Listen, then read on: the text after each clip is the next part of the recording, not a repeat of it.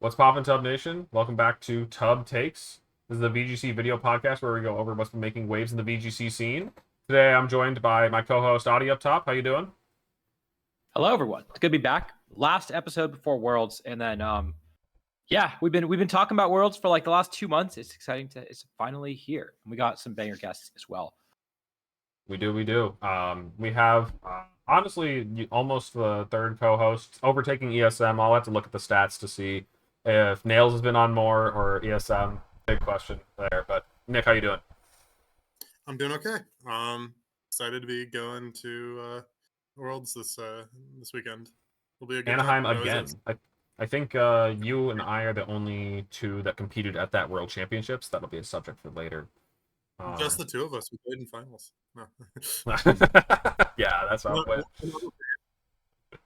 Anyways, and we also have Gio joining us, coming off of a hot finish in the latest Victory Road tournament, the last Victory Road tournament before Worlds. How you doing? I'm well. It's kind of crazy how Worlds has kind of snuck up on us.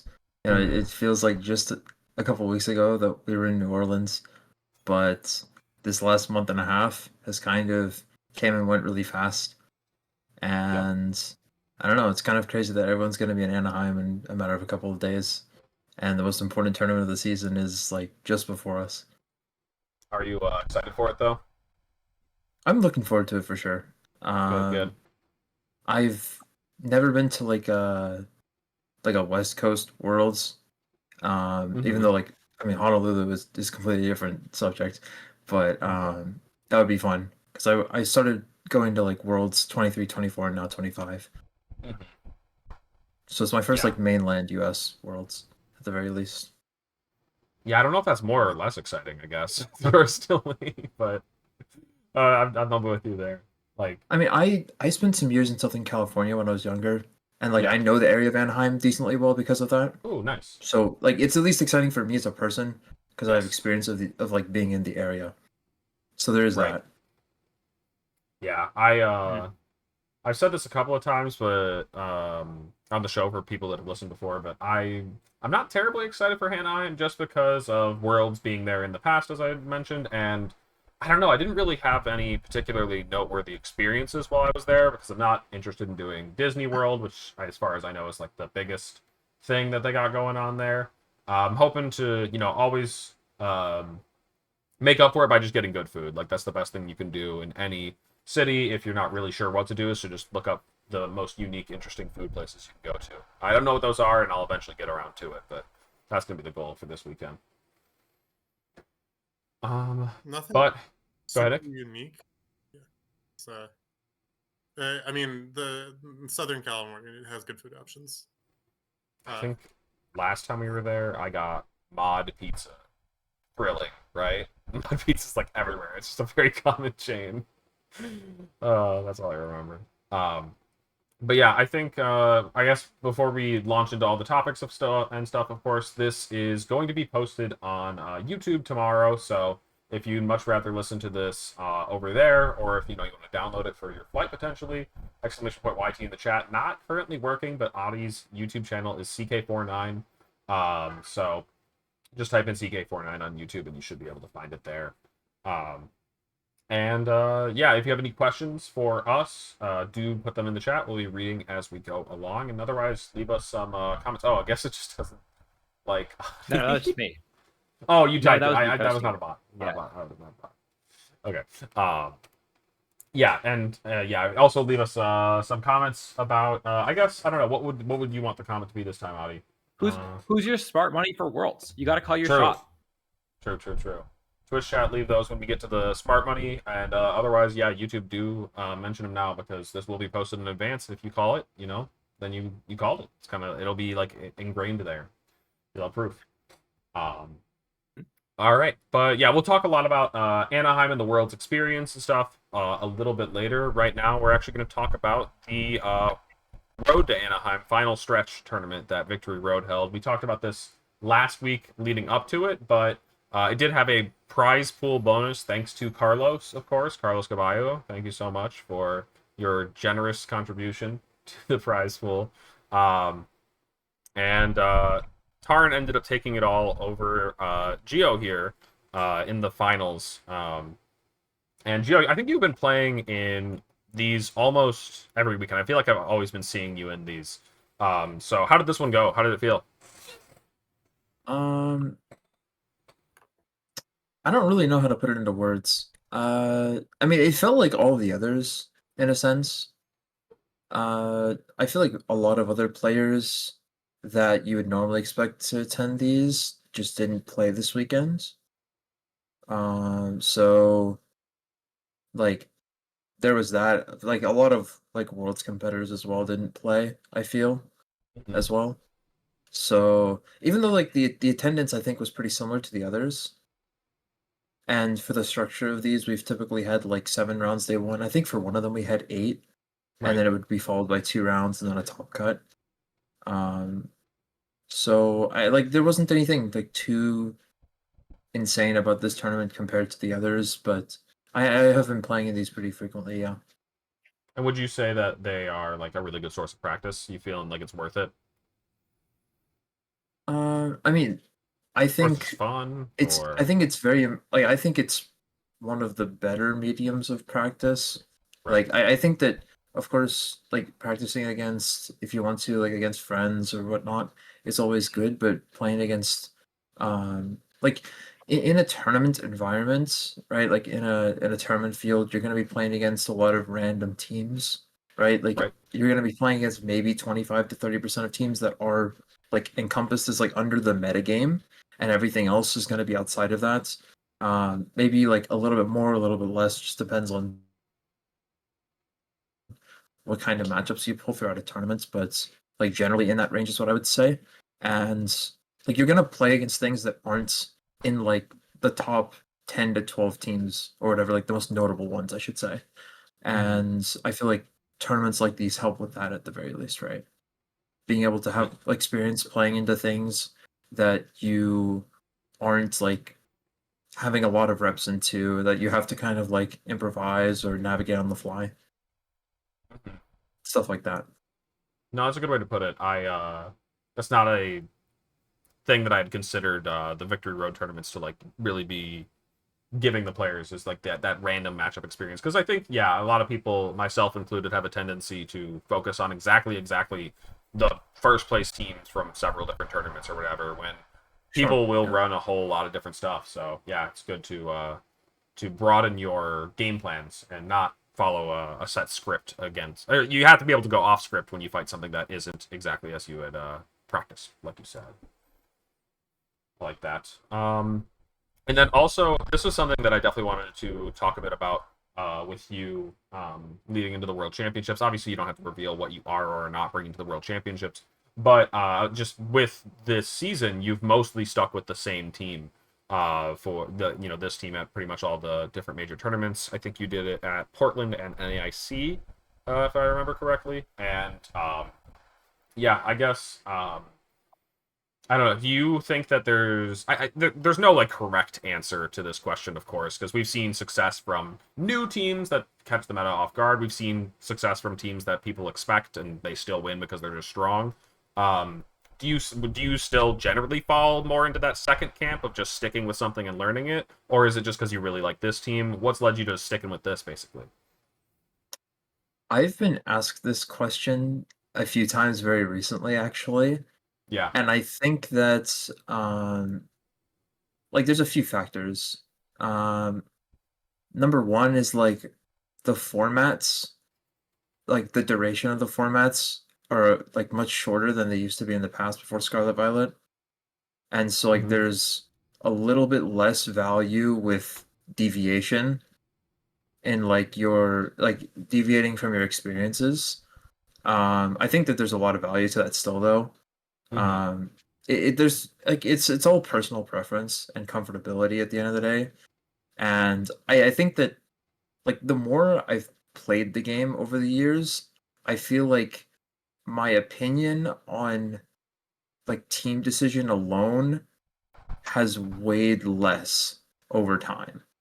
Hmm. And I feel like it's just more about the gameplay and like how you prepare as a player rather than like preparing your team alone. I feel like a lot of people put stress on the team, like a ton of stress on the team. Like it has to have like an insane matchup spread into the meta game and have like XYZ tools. Um, and like coming up with something new and being like creative and innovative. But I Mhm. don't think that's entirely necessary, or at least I feel like it's mattered less to me over time. At least that's just my opinion. No, absolutely. I think that like you said, there's isn't it doesn't work for everybody. People can Nightbot finally coming through. Um, but yeah, it doesn't have to be one way for everybody, and so I think that it's still like good to identify what you think is important to focus on for a tournament. Like you said, I think it's cool to note, especially like when a certain format just rewards being practiced with the team, knowing your options and being able to mix it up. I think that's the strength that comes from sticking with something. I mean, you're a great example of this. We also see Fede still doing solid in this one, and he's continued to do solid in these Victory Road tournaments with exactly his team. He did actually get double outplaced, funnily enough, by Luca and um, Wang Yuzhang here, which is Mhm. funny to me, but also like not by much, just a single placement, and he's still just like poised to be one of the best players going into the World Championships, and I would not doubt for a second that he's just going to use exactly what he knows because it hasn't really been priced out. It's not really a bad pick yet. It's still a very good team because it's just well rounded. Yep, and Luca Paz, of course, also top four Milwaukee with the exact same team as well, right? So he's also Yep. very consistent doing the same thing. I think yeah, you're right. I think that we've seen this a couple times too. We've seen this I remember 2022 Worlds was like that, where everyone kind of rolled up with the teams that they were just the most comfortable with. And I think Eddie ended up winning with the team that he had been using for a long time, that I think Emilio had won Secaucus with. And Cassie got second place with the team that he had been using the entire format, right? So that was worlds where comfort kind of dominated. We've also seen worlds where to win you have to really be on the cutting edge and kind of break the metagame. So it's hard to say. No one really knows ahead of time which one's going to be.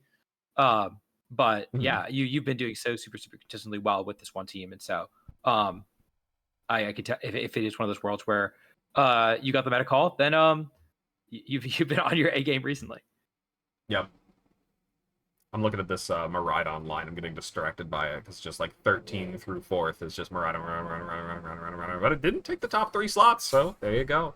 Mhm.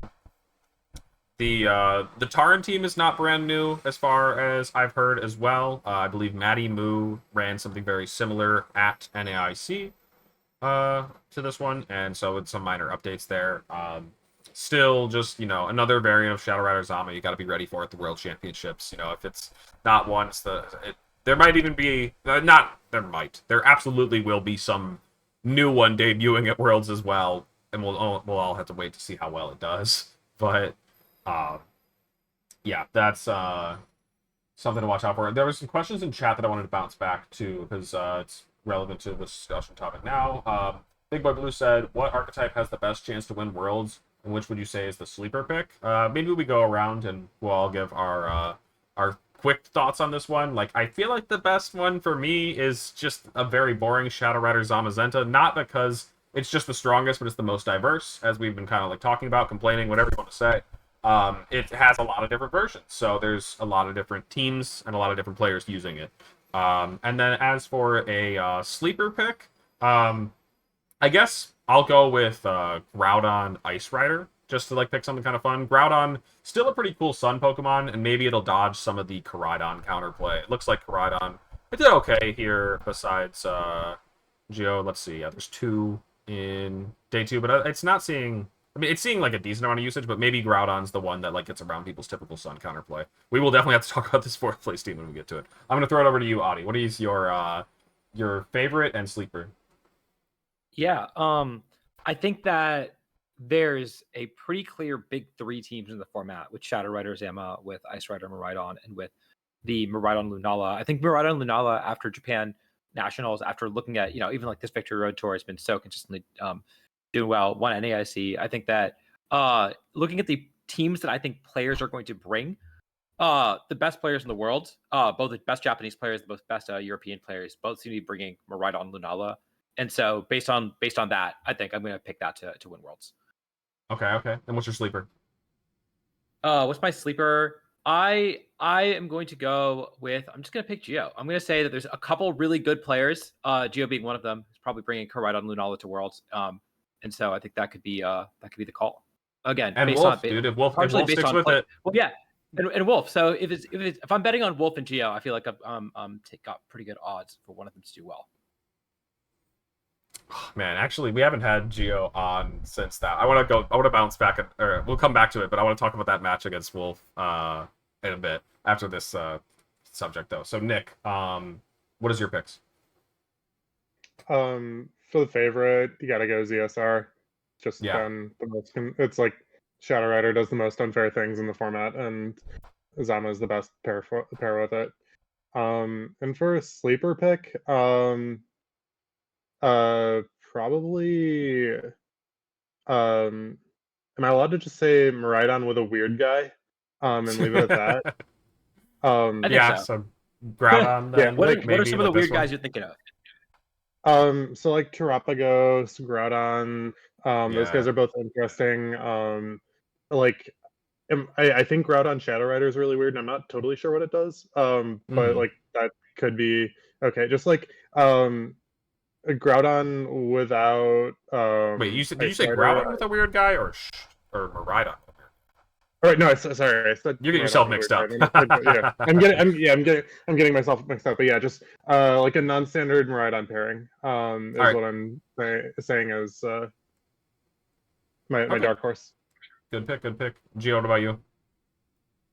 I would probably like for consistency, I would say between Calyrex, Shadows Zamazenta, and Miraidon Lunala, for like staples, just because those have been incredibly consistent across the entire format, and they're super stable teams that can play into pretty much anything, just because they have all the tools and it's up to the player, right?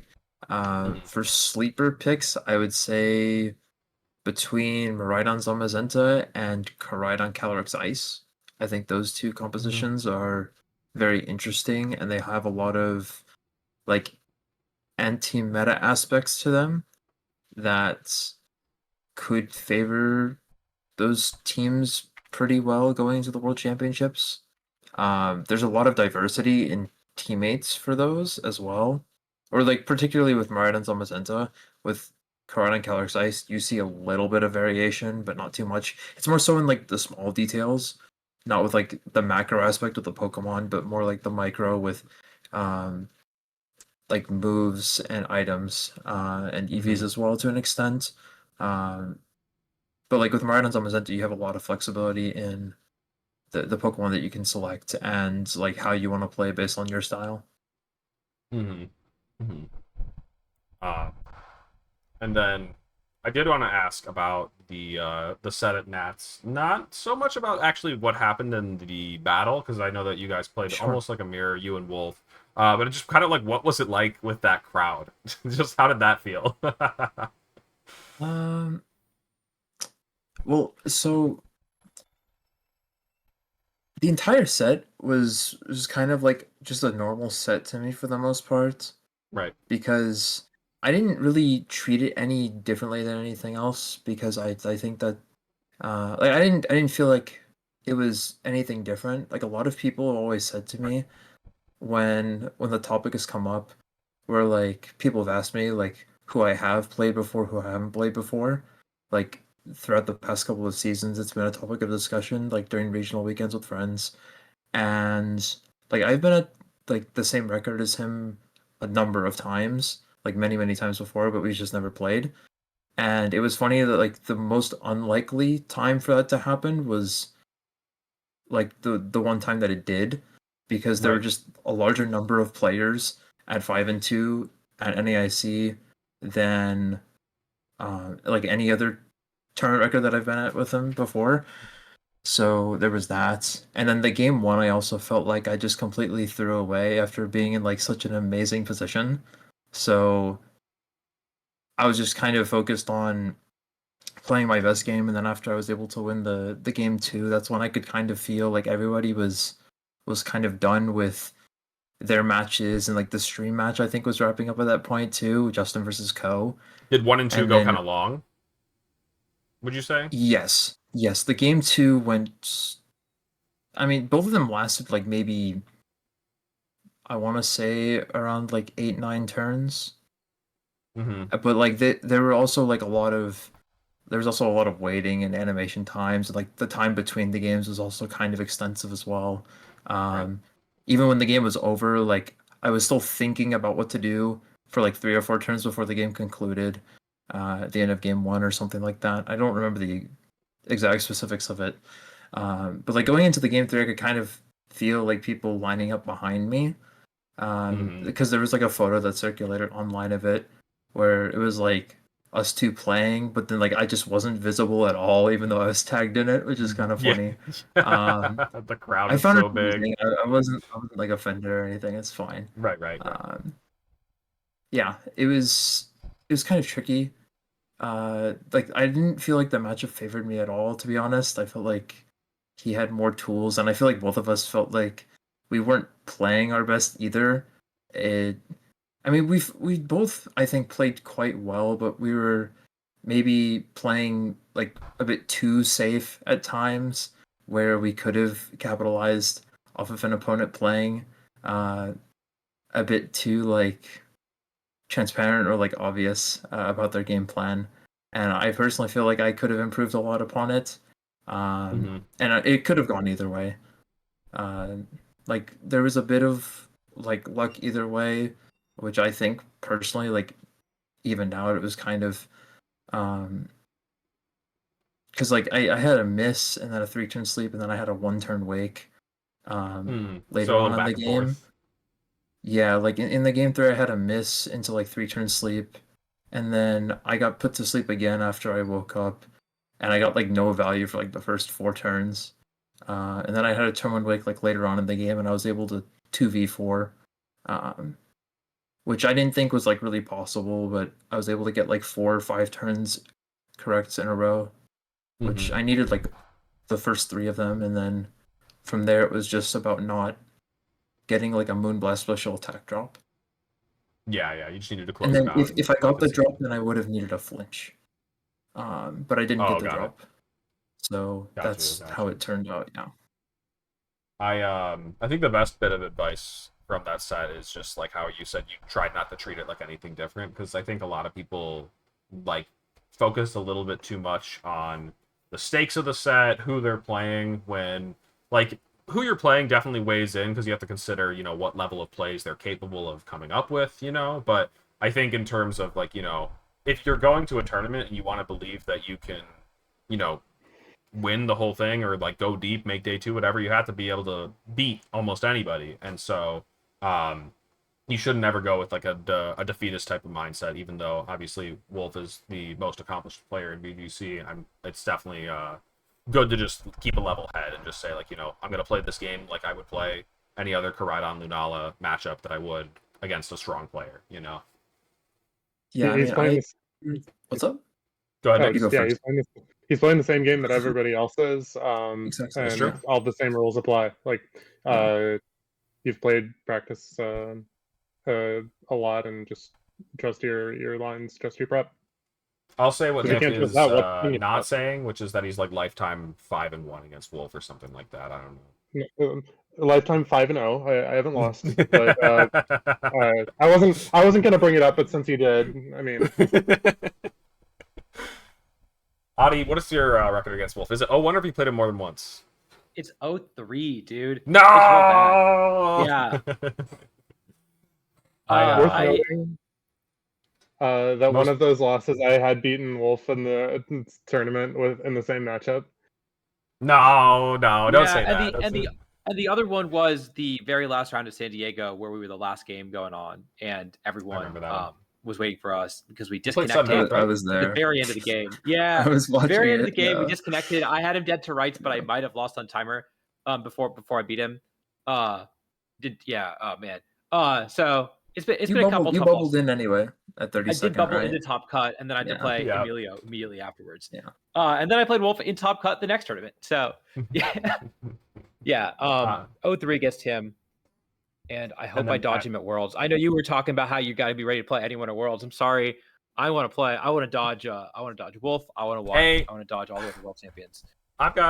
I'll play anybody except the person who's bringing my auto loss. Of course, I don't want to play against them. So, but yeah, oh yeah, and then for me, I've played Wolf. I feel like maybe 3 times. Like one of them's a Players Cup where he beat me, and then I beat him most recently last NAIC. And then I don't know if there's any other official ones that I'm forgetting. There might be. Oh no, of course, Worlds 17. We're gonna talk about World 17. I played him at World 17 on stream, and that was not nice. He did mean things to me in that set, and it's on stream. So if you want to go watch me get bodied by Wolf in a matchup that was impossible, it's YouTube's got you. Anyways, let's bring it back to. Oh no, I actually, you know what? Before we get back to talking about the tournament, there was one more comment that I wanted to mention. And I think quite a bit. You guys have been chatting a lot. It's awesome. The people were talking about the Modest Shadow Rider. I've been seeing Modest Shadow Rider a lot on Twitter. Is it legit? I guess I'll ask you guys about it. But I do genuinely kind of buy the psyop that, like, you know, Shadow Rider players want to be able to win the mirror a little bit easier because they are going to be faster with their timid ones. However, from talking to like experienced Shadow Rider players, it does come up in one specific situation. It can actually break the mirror in and then this is like very boring, like high level stuff, whatever. But like if you run Modest Life Orb Shadow Rider with Nasty Plot plus 2 Psychic has a much better chance to one-shot Zamazenta. And when the Zamazenta falls, the matchup kind of falls like domino style from there. So that's the reason Modest Shadow Rider is picking up. But it also obviously has its flaws. Like it'll have to worry about Shadow Riders in other situations. It'll have to worry about Chen Pao and Jolly Koraidon, things like that, outspeeding it. So, yeah, I don't know. Does that sound about accurate from what you guys know about it? Do you guys have anything to add? I think that's a pretty fair assessment, but I also think that Modest is actually just better. To be honest with you, I think Modest is better, even though it sees like. I was looking at the stats the other day between like a Japanese site like Pokemon Database Tokyo or something for like the Scarlet Violet like Battle Stadium stuff, and like Pokemon Home, and then like the Smogon stats page that like sources all of the showdown data. And Modest is like nowhere to be seen on those except like I think it's between 7 and 8% on Battle Stadium, at least on like the Japanese site that I checked, which is like surprisingly low, but I've heard rumbles of Modest Shadow Rider for weeks now, and I think it is actually quite strong. You see it mostly on like the very slow teams that have like Miraidon, Clefairy, Incineroar, Rillaboom, like the Draining Kiss ones. You see like very slow, bulky Calyrex Shadow because the speed just doesn't actually mean that much in comparison to like the bulk in the offense. And even then, like the offense usually isn't there, and it's like almost entirely in bulk on those. I think some of them. But I think Modest has like, I wouldn't say that. I can't say off the top of my head like immediate applications of it besides what you've already mentioned, but it just does a lot. Like it does noticeably more damage. Like almost as much so to where I'm sure that players at Worlds will be so comfortable between like Calyrex Shadow, Modest, and Timid damage to where they take one Astral Barrage and they'll be able to like write down like Modest or Timid just based on the damage rolls. Which is something I think every player is probably gonna want to do, because you don't know how fast it is. Yeah, it really depends on your team. If you've got something around that number that can speed check it, like if you've got that, you know, Jolly Chen Pao, that Timid Fluttermane or something like that. But yeah, it's a very interesting meta development. I know that like it's just a nature change on like a very popular Pokemon, but it can really swing how it plays. So yeah, well, and so also there was I think like you said, it's mostly on the Miraidon CSR teams. And I think I saw a Japanese rental that was like bold as well, right? Right. So that might not be that all of them are modest. But yeah, I think when I was testing those teams out, I was testing both bold and modest out, and I could not figure out how to win the mirror. I think maybe you're right, and it just has to be that KOing the same as early is enough of a mirror breaker to win. But I can tell you, I was testing it, and I did not think it was very good. So I'd be surprised to see it be that common, unless like the thing is, it is so good if you dodge all of the other CSR. But I really just could not feel like I would win the mirror consistently. Once they found out that I was slower. Right. I have my thoughts on this, and I will be sharing them during Calc is Right. Sounds good to me. Let's get back to looking at these teams. I hope I didn't miss any questions in the chat, but anyways, the other teams, I think this one is a variant of what's getting popular. This Assault Vest Chen Pao, it's sticking around a little bit more. Assault Vest and the Chen Pao allows Shadow Rider to run the Sash. And they don't always have the Dragonite. Sometimes it's just like a Raging Bolt, but Cornerstone, Amoonguss, usual suspects on these teams. And yeah, we've seen this one a couple of weeks ago, but it's not going anywhere, is I guess the main thing to know about it. This team, there's a lot of things about this team. Actually, Joe, did you play this one or did you play the CSR Zama? No, I played Christian. I did not play Agano, unfortunately. No. Oh, this team is something else. So I like there is a choice band Entei, which you don't see a lot anymore, and then like the POW Ruination. There's like some very minor things. It's this jump luff that's just like, oh well, no, not just the jump luff. Sorry, the Iron Hands too. But this jump luff is dual screens, Pollen Puff Tailwind. They did post the full rental. Thanks for the shout. I'll see if I can find it in a quick couple of clicks. But Yeah, it should be there. This team is so silly. And yeah, I mean, I'll be honest. I think maybe I'm just not thinking creatively enough when I did not think about the potency of dual screens, jump luff on Miraidon, Groudon. Like that one went past me. I'll be honest. You just get to Talon. You get to Talon and you get to crunch the CSR. And that works crazy in Best of 1. It might work in Best of 3 too. I guess it works in Best of 3 too. Adi, what were you saying? I was saying, as someone in chat got, this is the guy who used Altaria last year at Worlds and made Day 2. One of the coolest team builders that are coming out of Japan. I don't think he made Worlds this year though, so I don't know if he's going to be. Yeah, I don't think we're going to see this team at Worlds, but he did not. But he also cut Worlds in 22. He was the one who was the lowest seed, X2. He played against Beck, because Beck was the only X1 that had to play a top 32 match. It was like Flamethrower Palkia with like Weakness Policy Calyrex or something like that. Yes, he used I believe that was the team. I think that is him, right?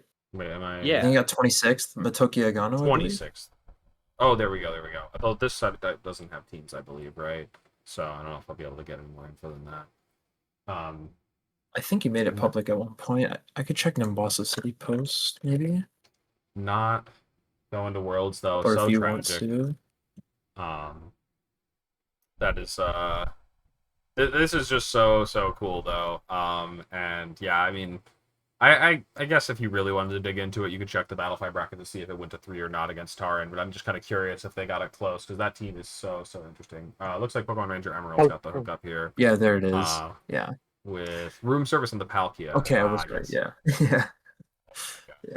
Soak on the Finny. I forgot Soak did not work against Dynamax Pokemon. Oh my god, dude. They just took our team out and they made everything way saucier. Yeah. It's sick. And they cut Worlds Fit. That's so cool. I probably had a similar reaction looking at it back then, but right now I completely forgotten about it, and that is awesome. And this was of course back in closed team sheet era, so you can get away with stuff like this a lot more easily. Because we had like a jackpot on the original version of that in Cineroar. C-bombs. Wait, what's that Amoonguss up to? What's going on here? Yeah, it's hexing, dude. You could hex them. On the CSRs. Yeah. Yes. I will say I like the Seed Bomb Ice Rider. Lets you. Oh no, it's the Hex procs weakness policy, of course. Yeah, you got it. You got it.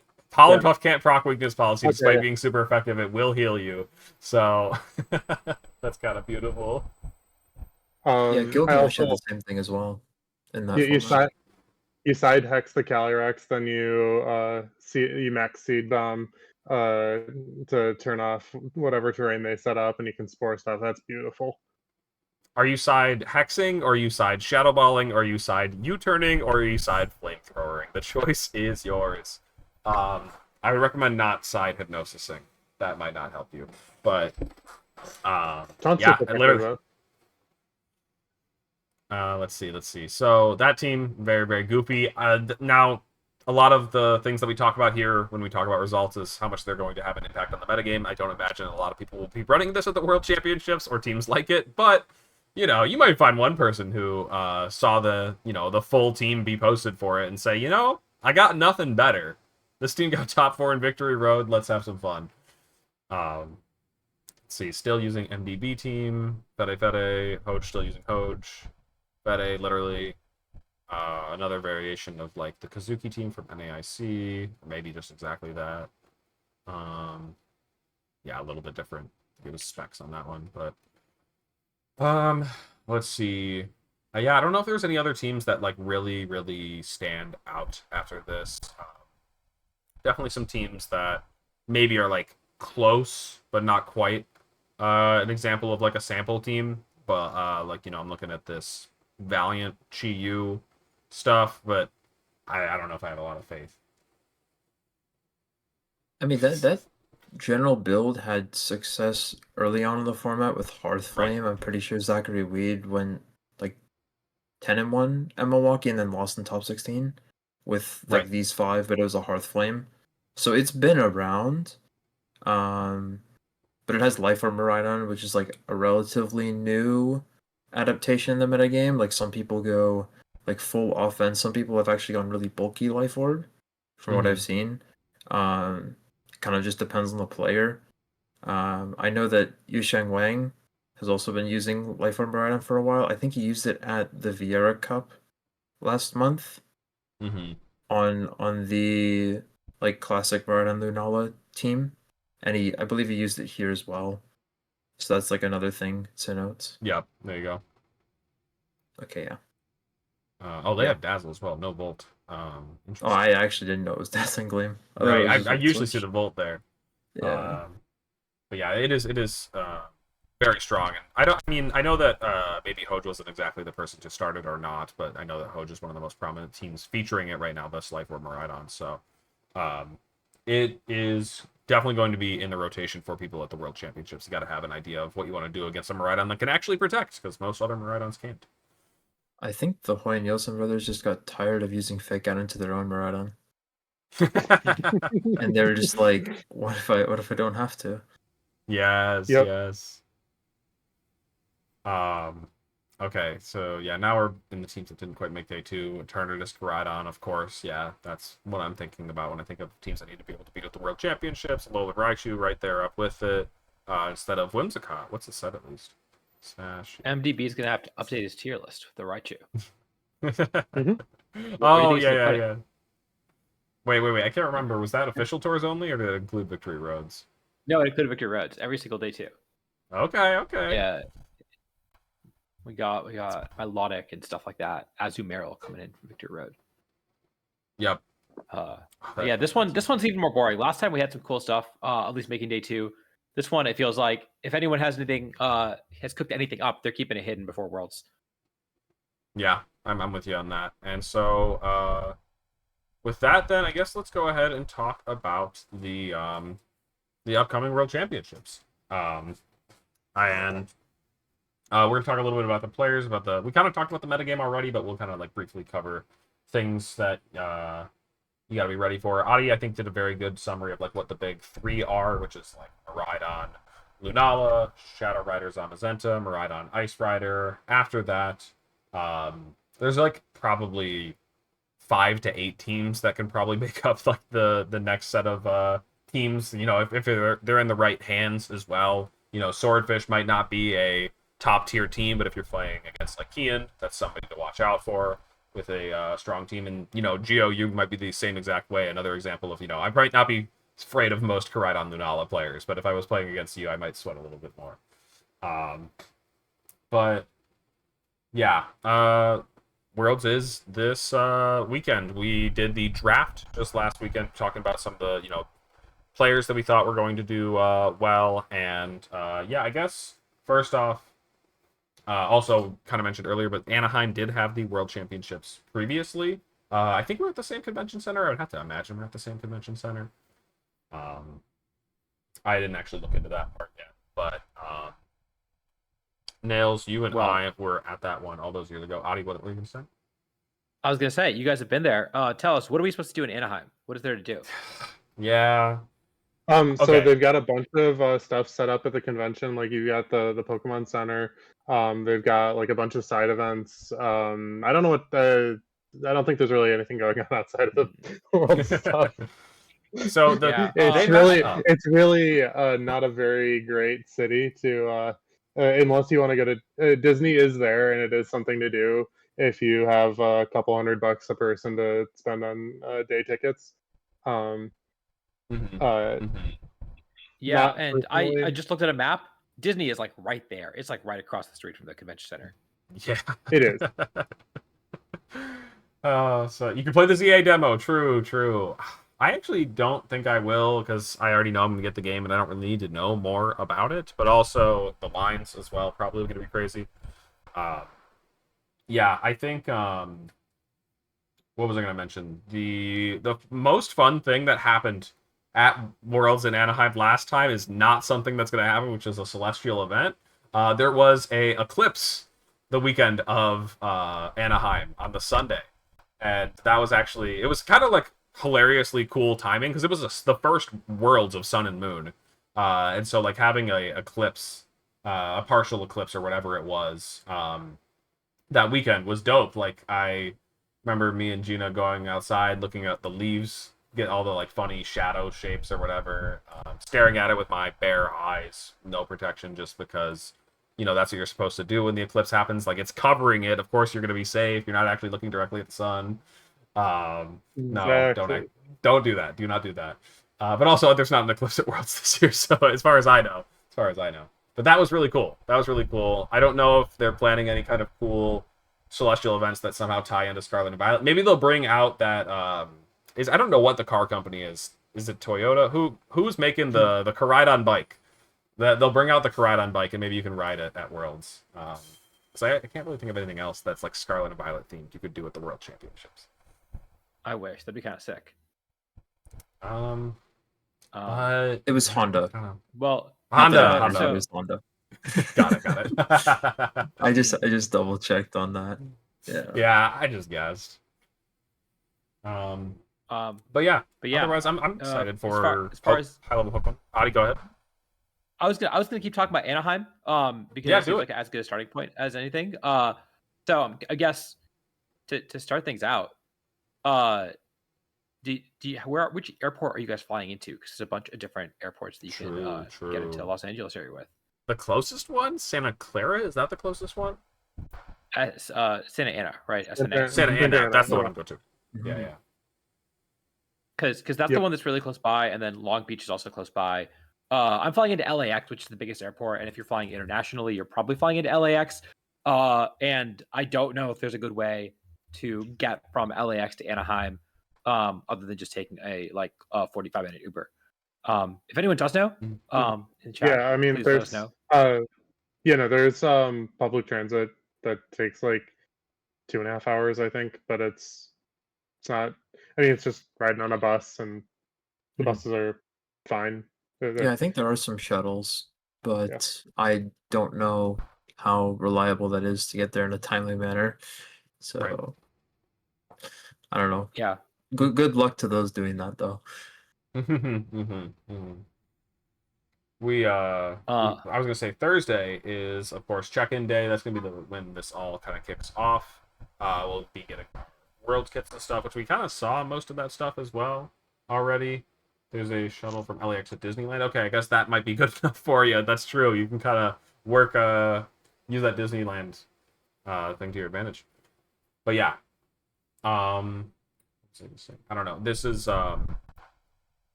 yeah, Thursday's gonna be check-in day, and then we'll actually start competing on Friday. I'm just doing the bare minimum when it comes to travel for this tournament. I am getting in Thursday, like early afternoon, like 11 or something like that. Gonna check in and then leave on Sunday evening. I don't even know if I'll be there in time for all of finals. We'll see. I mean, obviously I'll change my flight if I do well enough, but or if there's somebody that I really want to see in the finals. But anyways, it's going to be in the arena. That's something that we definitely have to talk about because they finally gave us more information on that one. I don't know if that was recent or if this is something we forgot to cover in previous weeks. But the arena is going to be where all of the finals are played on Sunday. And let's see, what other... I don't know really what else to say about it other than it is at the arena nearby. How far of a walk is it? Do we actually... Is it just right next door? I don't know. They put out an FAQ. Arena seating is limited. Now everyone with a pass to attend. Yeah, that's the thing that really bums me out about it. And like I might, because video game finals is even like juniors, seniors, and masters is the last one to happen usually. And so it's just a question of like how early do you want to get there and sit in the arena. Just to make sure that you have like seats or even like good seats. I can't imagine that the seats are that bad. It's an arena. Everyone should probably have a good view. It'll definitely be an interesting spectator experience, though. We'll definitely have more to talk about it afterwards. But and I think they just opened up more, or like maybe last week they opened up more seats for Championship Sunday as well. So I think they're really trying to fill up this arena. And yeah, I think that if you look at the FAQ, one of the things it says is that once you leave, you can't go back in, I believe. You can. So it looks like you can go back in, but you won't have your same seat. I guess. Okay. Yeah. So I guess you might lose your seat. So yeah. So that's one of the things where and it looks like you are limited to like certain sections once you go in. So if you go in and your friends go in later, you might not be in the same section and you might not be able to sit next to each other. You'd have to go in together. It looks like. I see. I mean, honestly, it's a good system, just a little bit annoying because you have to enter together. But I kind of understand what they're going for at the very least. Mm-hmm. And then lastly, like you said, if the arena is full, they will probably tell us to go to Hall B to watch it not live, which I think takes a lot of the drama out of it. And at least for me, I never really cared about TCG finals or Go finals or anything like that. So I normally just show up. I don't even really honestly care about juniors and seniors finals. So I generally show up like during seniors finals for that. And so it sounds like I might not be able to get into the arena if that's the case, because I think it'll probably be full by then. Right. Big question mark as to how many people this thing can actually hold.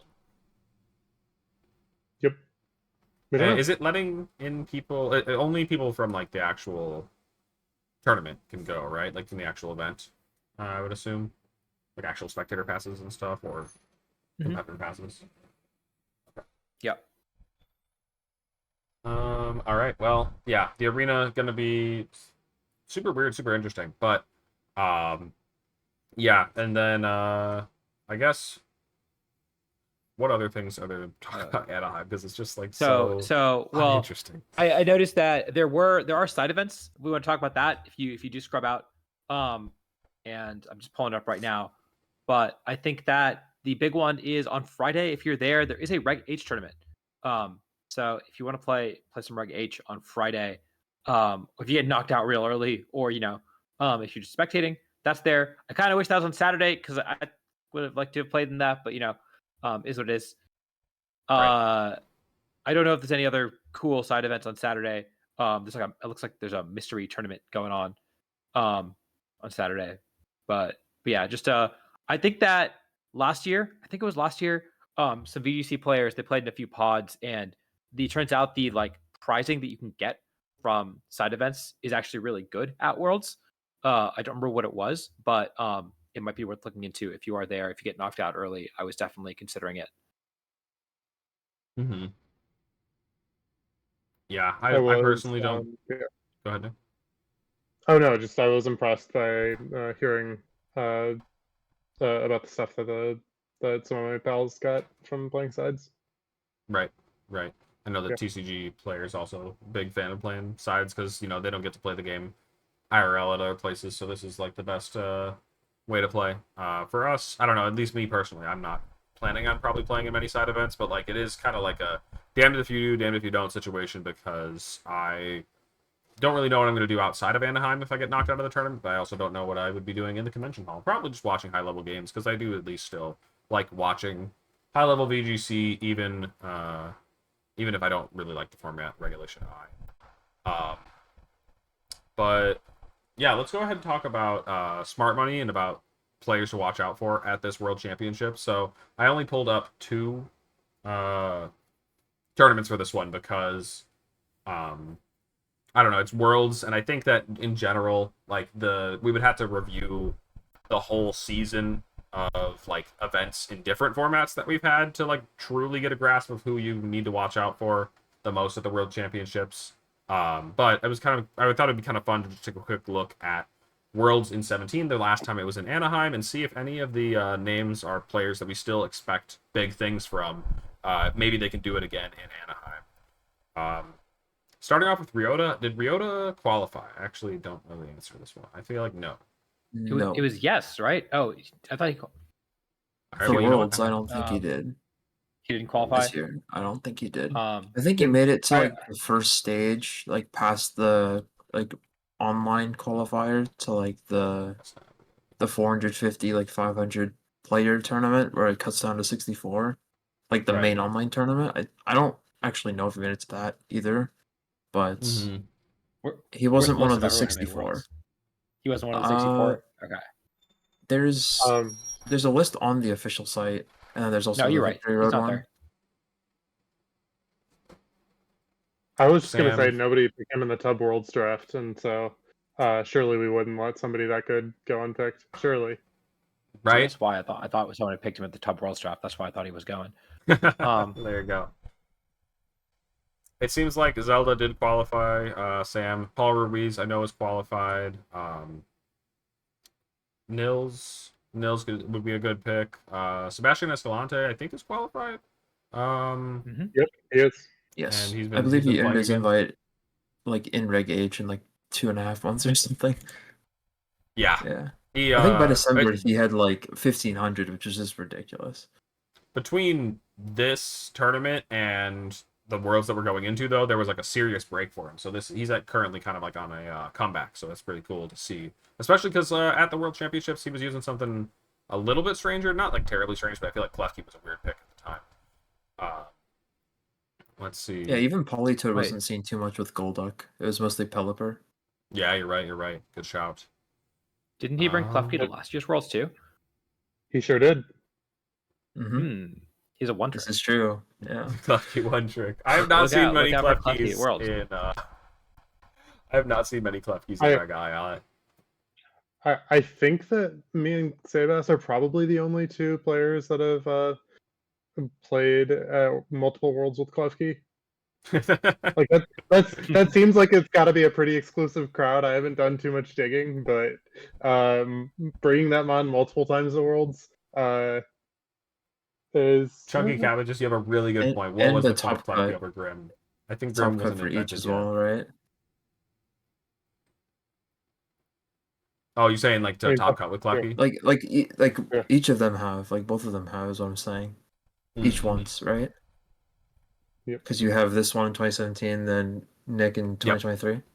Yeah. Yep. Right. Heck yeah. Yep, and then we both missed cut with it last year. I'm looking at the rest of these names, and like I feel like it's just Wolf, if anything. Maybe, at least in terms of. Go ahead, Nick. Did one step make it? Let's have a look. No, I don't think so. I actually don't know if Croc is not there. Is Croc going? He's not in the tournament. I don't see them on the list now. Tough. Yeah. Some really impressive names on that list, but a lot of them aren't playing anymore. But yeah, I guess it was like 8 years ago that we were in Anaheim, so crazy to think. And then last year in Honolulu, we saw Luca win it all over Yuta, MDB, another name that I wouldn't be surprised to see do well again. Diego, I know, is going to be there. Let's see. Did NJ qualify? No. He didn't go Oh, to I that did tournament. not qualify. Yeah. We just saw Eugene in Victory Road, right? Yes. Yeah. Yeah. And I He believe got that qualified. 64th in like the main Japanese qualifier. So he got in by like maybe a tenth of a point or something like that with a 65th player. And then he got like Well, top wait. 8 at Japan Nationals. Or Oh, top you're 12, sorry. saying I get what you're Like saying. in the only. online best of one, he got 64th with the Toxed Up X team. Oh my god. So like if he That was is 65th, then he wouldn't have had the Nationals invite. And you have to like Yeah. actually show up to Nationals to get the invite to Worlds. Yes. That is based. That is incredibly based. Marco getting top 16. The other Diego as well. Because that was just confusing. Oh, It was like, There's Carlos. In top wait, I don't 16 see as well. any. Oh, Carlos down here. Oh, Yeah, number- that's definitely Carlos. Yeah. Oh, right? yeah. That's the top 32 Carlos that I was talking about. Yep, for sure. So Shohei's just bringing the same team. Is that what I'm seeing? He put his Imazenta over the Urshifu and he's running it back. Yeah, I would No. believe it. That's just the best way to play Pokemon. Actually, Zene's been running Rhydon Shadow Rider, I believe. That's at least what I've seen most recently.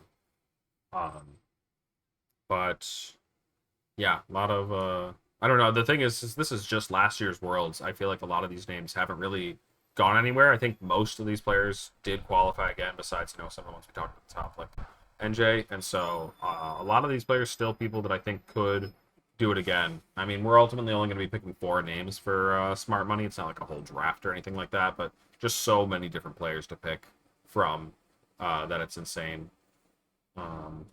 Yeah, there's only a few players like on this entire page that aren't showing up this year. Yeah. Like Humahara is like another one that did not qualify, but also like is very capable of playing at the World Championships at a high level, obviously. So it's disappointing to see him not make it this year, but yeah. Something I wanted to talk about with the difficulty meme that we just ended up making a joke out of it, with 0 out of 5 players having a Worlds team ready. Because it does feel that way a little bit with the way that it seems like people are talking. Like, it's just, everybody I ask is like, I don't know what I'm running.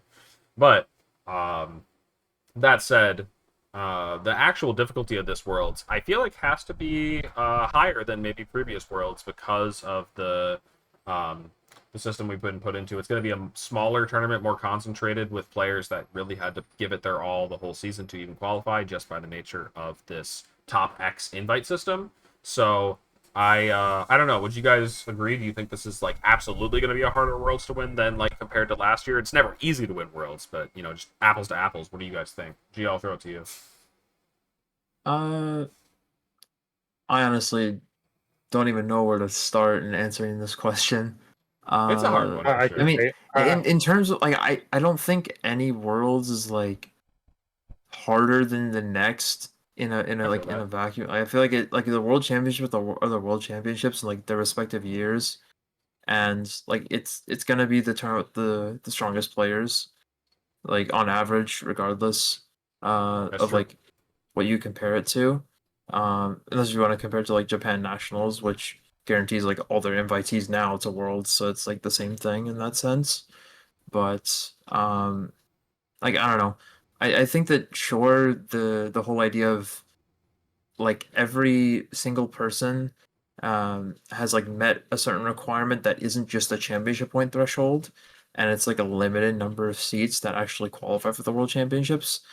I think it's like perceived as different in a lot of senses, or like maybe it's portrayed as being like I wouldn't say like more elitist, but like a higher honor to qualify, I guess, in like some sense. But I mean, it's still the same as it was in years past. It's just like more strict as it used to be back in like 2014 was the last year, and then 2015 it moved to like a championship point threshold. I think 2014 yeah. I think had like okay, because 2014 had like 40 players, and 2015 I don't. 2015 had 40 players. Okay, Yeah. then yeah, then when I transitioned over, I don't know. Like it still feels the same to me. I know that I haven't played for that long, but Mm-hmm. from like the two past worlds I went to, like they've kind of felt the same to me. Like you're just playing against stronger players on average, and like I get it's what up you're to you saying to about at the top, it filters out basically. Like all the good players are going to make it to the top pretty much no matter what the structure of the tournament looks like, you know. I think for sure, like if you look at it in that sense, yeah, like across the season, you're gonna see the strongest players make it to the World Championships, like on average. Of course, with like certain structure changes, some players will not be motivated to actually go and qualify, right? If they have to play a ton of tournaments, and depending on like people's like current life situation, like of course that deviates, but um, like I think that comparing it to be like a harder or like easier worlds to me is just like a little disingenuous. And like it's gonna be the hardest tournament of the year, so like Right. it is just worlds. Absolutely. Like it's gonna be like that's just how I see it. You know? No, it's a good way to put it. Absolutely. Nick, what about you? What do you think? There are fewer people competing that you're competing against. There were like 700 players at Worlds last year, and there's 432 qualified, so it'll probably be about 400 players playing, and so that's just a smaller field. And like if it was just pure random chance, I've got a 1 in 400 chance to win this year and a 1 in 700 for last year, so it's an easier tournament. I guess you. And like the way that plays out in practice is we're probably just gonna have one fewer Swiss round to make it to cut. Probably the same number of rounds in cut, and so just it's a slightly easier run to make. Sure. Most Yeah, of the top this players are still going to be there. Just you could view it as chopping round one off of the tournament for most players, and that does make it easier slightly. Some Okay. players had the bye last year, so same. Yeah, yeah, true, it's just like true. last year when Okay. everyone gets the bye. Yep. Adi, what about you? What's your take? Yeah, no, I think I think that it's easier take is actually pretty good because yeah, you're right. Like, not only are there fewer players, but a lot of the very best players in the world didn't qualify. That's sort of true every That's year true. in Japan. That's not normally true in North America. I don't know if yeah, I don't know if that's so true in Europe either or Latin America. I don't really know as much about who missed qualification there. But like, I mean, you look at last year's Worlds, right? And you saw Navjit, who just couldn't travel enough to make it into top 75. We saw, you look at like Sempra a couple years ago doing really well, just couldn't travel enough to keep up with this circuit. And so yeah, if you're not competing against some of those really good players, especially when a lot of the top Japanese players also didn't make it this year, maybe this year is easier. And at the end of the day, right, like you said, it's just one fewer round, and so that's one fewer round that you got to win. Even if you're playing as higher quality players on average, you once you start 1-0, right, you kind of play against the same caliber of players. The bottom half falls off pretty quickly. Mm-hmm. So then it sounds like we had 2 votes for easier, 1 vote for harder, and Gio saying it's more complicated than that. And so therefore, conclusively, it's easier. That we asked the panel, and sorry, Gio, we're both wrong. There's That's no fine. nuance here. No nuance. I just think it doesn't matter to think about. But I 100%. To be No, fair, I Gio, think the real think... answer is it's so comparable. It's like basically the same thing. It's a marginal difference, if anything, right? Like it's a world championship. It is the toughest tournament of the year every year. If you apply that logic to most of the stuff we talk about on here, then we'll just have nothing to talk about. So, with that said, though, go ahead, Nick. Oh yeah, no, just we specialize in splitting hairs around here. Yeah. They're very comparable. Worlds to Yes. one near the next is basically the same. I'm very excited for it, though. It's just I don't know. It is fun to get to compete at the highest level. I'm hoping to, put my best foot forward for it.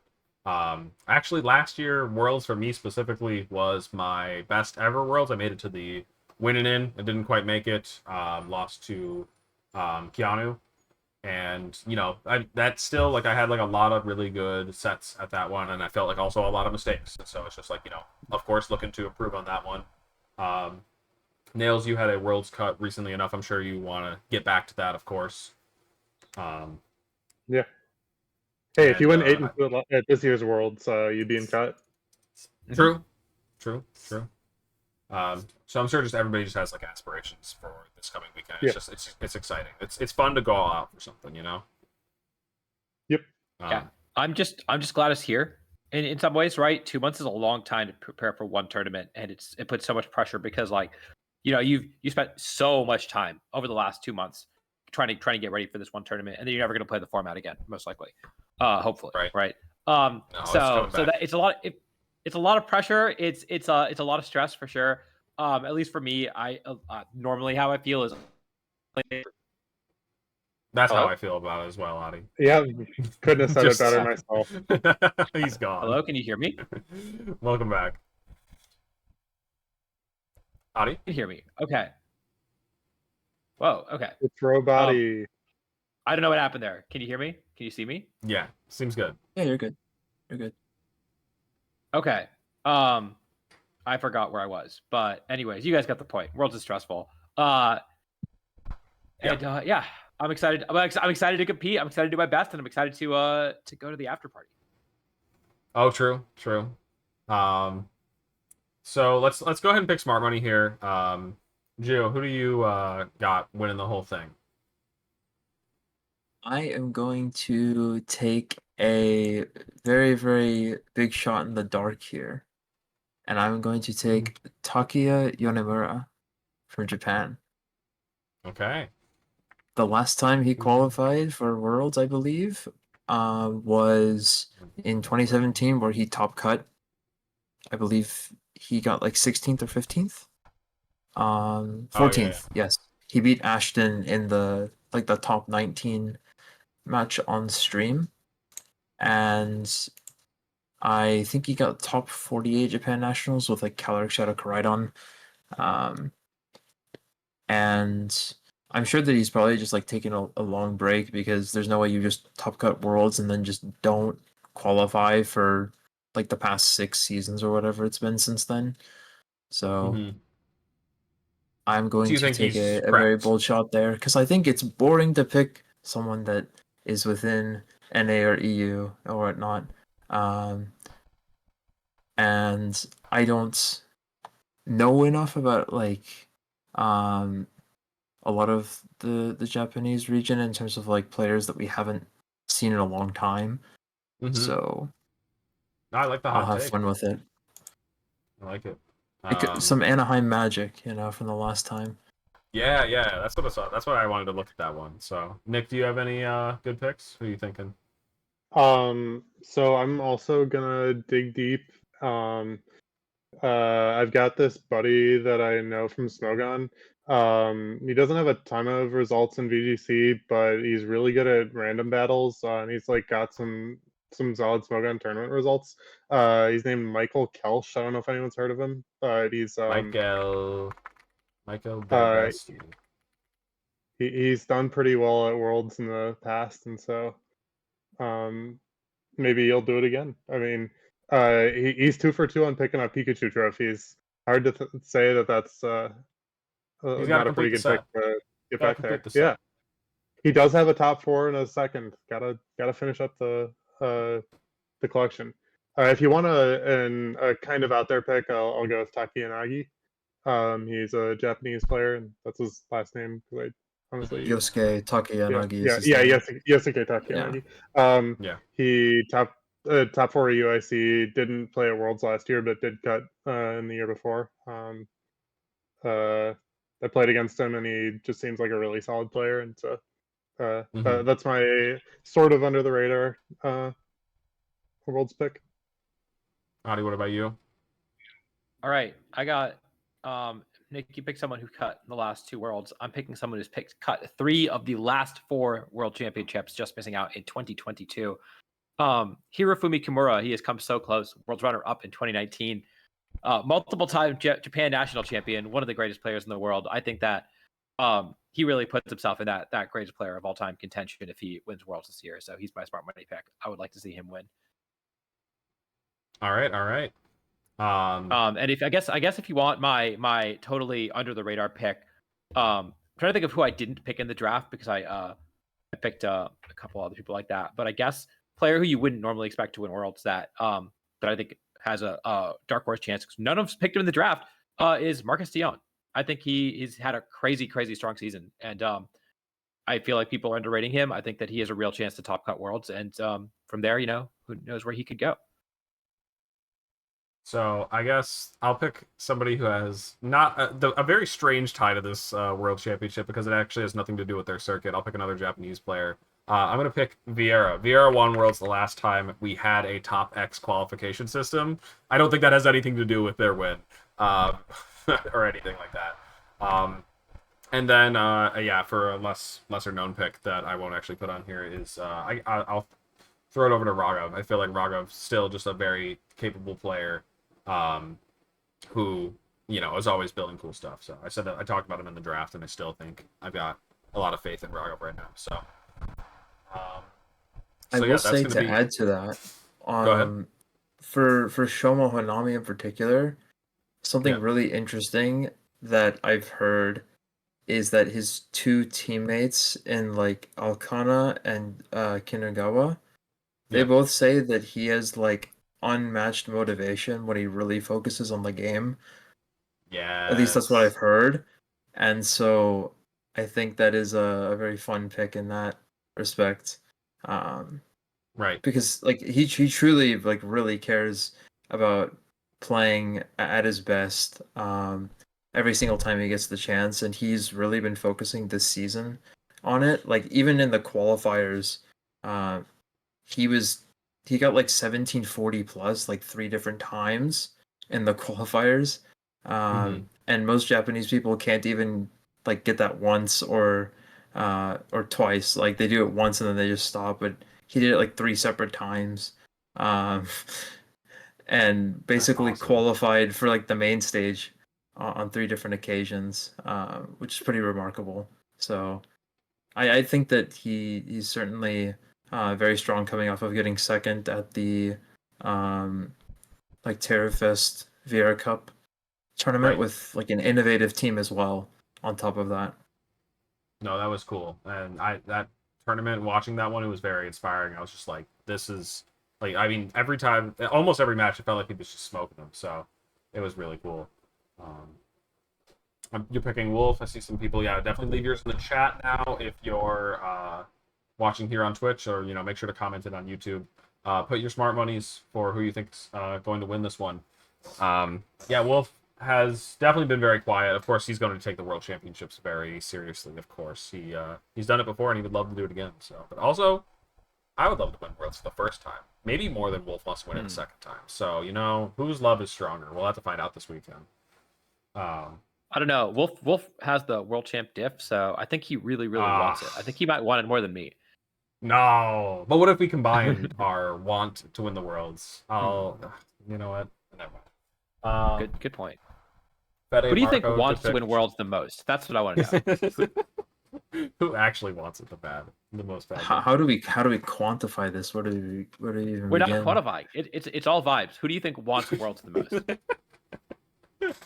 That's a great question. That's a great question. Oh man.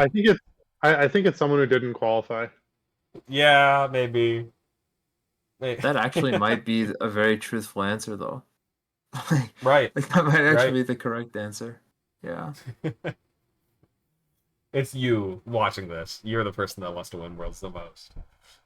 It's no, me. Adi, you're not watching it. You're part of it. You're part of it. You can't be. All right. Well, I don't know if there's anything else to add about Anaheim coming up. Definitely very excited about for the World Championships, and we'll have plenty to talk about our experiences afterwards. Is there anything that I'm missing, Adi? Is there anything that I forgot to go over? I think if you're going to Worlds, take advantage of it. There's so much stuff to do, and you know, like really, really immerse yourself in the experience. I know we joke about how we've been to World so many times, and so like we're not really thrilled about the idea of playing side events or whatever, but like side events, Pokemon Center, all the autograph sessions, which I think the deadline to sign up for is coming up, if it's not today. So make sure to do that. Or in the Pokemon's ZA demo, you guys sign up for that. So yeah, really take advantage of World. It's a really cool experience. And I'll see you all there. Awesome. So again, thanks Nick and Gio, both of you guys being on with us. Appreciate it. First thing. Next time, It was will it be good. a week or two from sorry, I didn't mean to cut you off there. I was just reading a chat message. But yeah, we'll be back. We should be back next week. It might not be Monday. That's the thing. But planning on probably just covering the World Championships next week, unless we have some serious schedule issues. But yeah, plan on us being back next week. All right. Well, I'll go ahead and figure out who we're gonna throw this raid over to, and we'll catch you guys post Worlds after somebody has officially won this thing. Could even be in this call right now. All right. Peace out, peeps. Bye.